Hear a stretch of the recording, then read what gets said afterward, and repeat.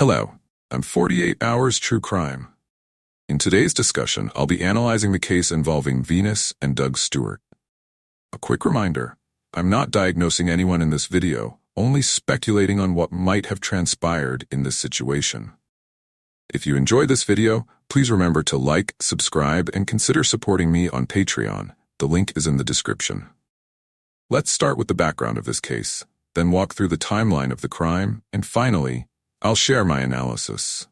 Venus Stewart was born on August 4, 1977, in Coldwater, Michigan, where she grew up with her parents, Larry and Therese. After high school, Venus earned a bachelor's degree and to pursue a career in law enforcement. In 2002, she met Douglas Harry Stewart, 4 years her junior, who was often called Doug. The two soon became romantically involved and married, although some of Venus's family members had concerns about Doug, then a Marine, left the service 2003, largely due to Venus's afraid for his safety. The couple settled in Schoolcraft, Michigan, a short drive from Venus's hometown, where Venus worked in a bank's fraud department and Doug held jobs at Applebee's and Pizza Hut. By 2006, they had 2 daughters. Venus's job provides most of the family's income, and Doug stays home with the children, often spending time playing Xbox. The relationship became increasingly unstable, and Venus suggested relocating to find a better place for their family. After much disturbance, they moved to Newport News, Virginia, drawn by its proximity to Busch Gardens, Williamsburg. Unfortunately, Newport News was known for its crime rates, not the ideal setting Venus might have envisioned. The couple's troubles continued to escalate, and in early 2010, Venus took their daughters and returned to her parents' home in Michigan. Doug, bewildered, reported her missing, only to learn from police that she had left voluntarily and had no intention of returning. Soon after, Venus gained custody of their children, although Doug continued to fight for his parental rights. Then, on April 26, 2010, Venus's father, Larry, called 911, reporting her missing. Venus's mother, Therese, had last seen her around 6 a.m. that morning, and by 8 a.m., Larry awoke to find her children playing alone. Venus's belongings, her purse, keys, and phone, remained untouched in the house, and signs of a struggle appear in the gravel driveway. Among the findings were a pink hair tie and an empty tarp package. Doug was an immediate suspect, though he claimed an alibi, stating he was in Virginia at his attorney's office, making a custody-related payment that day.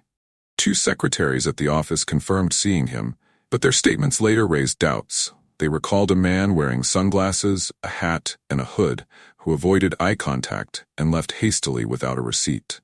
It was only upon re-examination that they questioned whether the man they saw was actually Doug.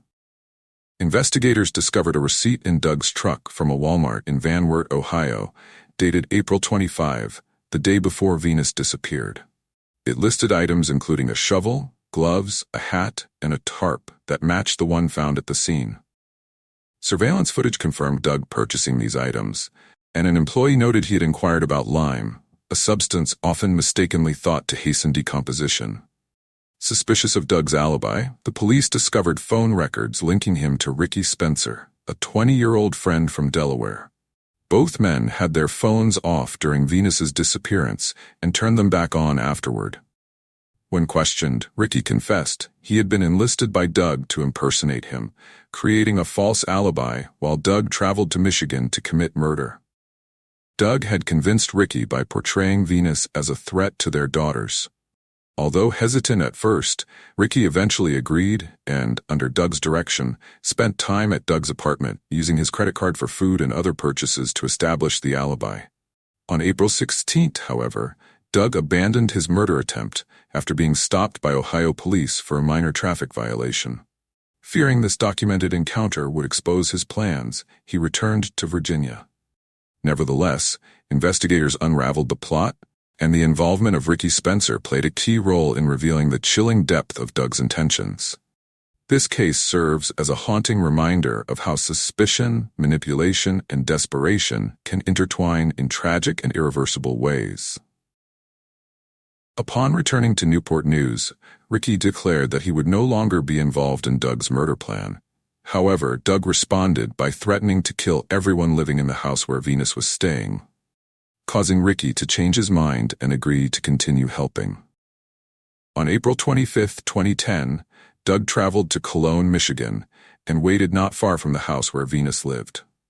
The next day, Doug contacted Ricky on a disposable phone and told him to leave Doug's apartment to begin building his alibi. Ricky did so, going to a lawyer's office to make the payment as part of the plan. Doug then called Ricky again and said that he had killed his wife by posing as a postal worker to lure Venus out of the house. Shortly thereafter, Doug was arrested and charged with first-degree murder and attempted murder. Investigation later found Doug's fingerprints on the tarpaulin left at the scene. During the trial, Ricky Spencer testified against Doug. On March 1, 2011, Doug was convicted of both charges and was sentenced to life in prison without the possibility of parole the following month. In exchange for his testimony, Ricky was allowed to plead guilty to conspiracy to commit murder and was sentenced to 1 year in prison and 3 years of probation, and was released in March 2012. Although Doug was convicted and sentenced to life in prison, Venus's body was never found. In 2011, police tried to convince Doug to reveal where his wife's body was hidden, but he continued to deny the crime. In 2018, they returned and offered Doug a deal that would allow him to participate in a dog training and teaching program, and even attend his parents' funerals when they died. Doug eventually agreed to reveal the location of the body on one condition: he wanted an Xbox. With the consent of prison officials, Doug led police to a wooded area where he had hidden Venus's body. On October 22, 2018, Venus's remains were found, ending a years-long search. Looking back on the case, it's clear that Doug always believed he was the perfect mastermind, someone who could easily escape the consequences of his crimes. But the series of mistakes he makes, from buying a phone with a credit card to leaving behind evidence at the scene, show that the reality is different.